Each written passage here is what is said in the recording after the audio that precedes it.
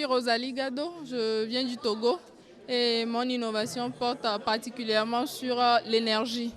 De cette première journée, on peut retenir beaucoup de choses parce qu'on a appris beaucoup de choses, notamment sur l'élaboration du plan d'affaires, de la mobilisation des ressources et de la gestion des finances, sans oublier également l'essentiel qui porte sur les partenariats et les investissements stratégiques.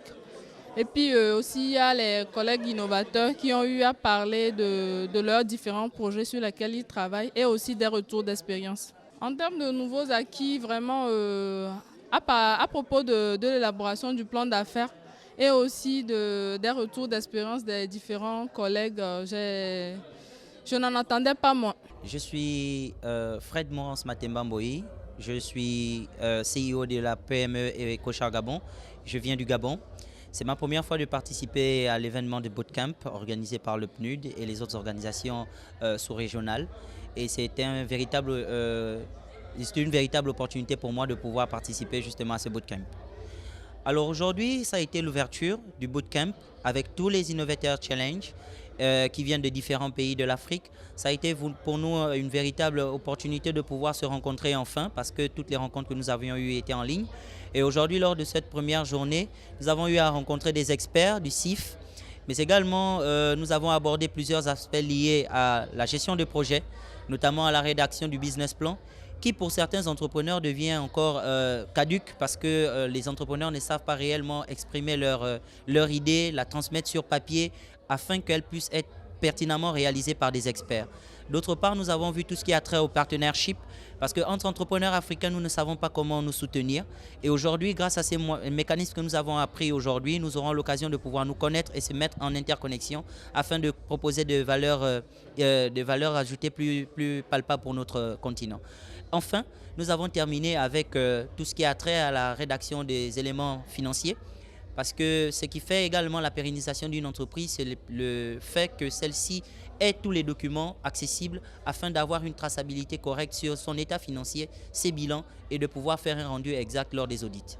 Pour ma part, énormément de choses ont attiré mon attention, notamment le renforcement des capacités sur la création des valeurs au niveau de la jeunesse africaine.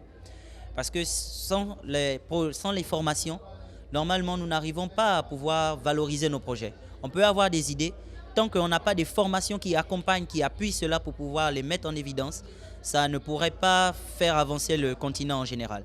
Donc aujourd'hui, grâce à cette session de formation pour tous les Innovateurs Challenge, nous croyons que des résultats probants seront attendus d'ici les prochains mois ou encore au mieux les prochaines années afin de rendre notre continent assez efficace en matière d'entrepreneuriat et de pouvoir valoriser toutes les chaînes de valeur.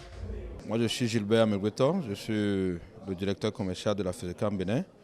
Mais je suis intervenu dans cette séance en tant que formateur désigné par la Confédération des institutions financières de l'Afrique de l'Ouest, qu'on appelle CIF-AO, qui est basée au Burkina Faso. En termes de thématiques, nous avons passé 4 modules.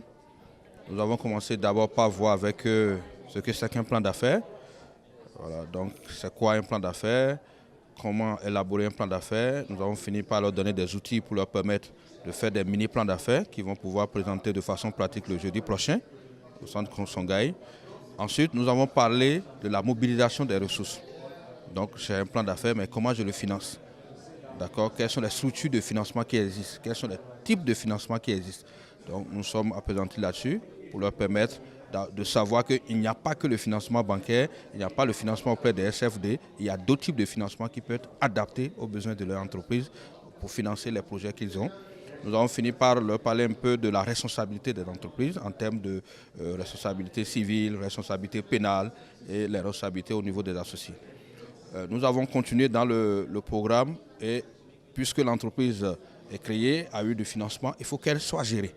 Donc c'est pour ça que nous avons abordé le management des affaires et des finances au sein de leur entreprise, qui est un élément très important parce que nous, financiers, c'est ce que nous regardons, c'est ce sur quoi nous nous basons pour donner les financements.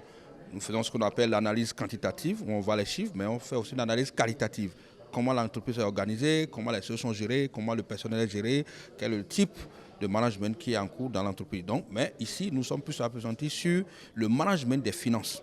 Donc la tenue d'une comptabilité, même usuelle, Toute dépense de l'entreprise doit être retracée, toutes les retraites doivent être retracées. On doit chaque fois calculer le bénéfice. Et ce bénéfice-là, c'est de ce bénéfice qu'on peut faire des dépenses personnelles. Donc, c'est des éléments que nous avons discutés avec eux. Et nous avons fini, dans le 4e module, par leur parler des partenariats. Parce que quand l'entreprise est en croissance, elle veut grandir, elle a besoin des fois d'avoir des partenaires. Donc, nous leur avons parlé de ce que c'est que les partenariats stratégiques. On leur a dit comment il faut mener les partenariats, quel type de partenariat il faut avoir. Et également, on leur a parlé des avantages, mais aussi des inconvénients à avoir des partenariats. Donc, voilà de quoi la journée a été meublée.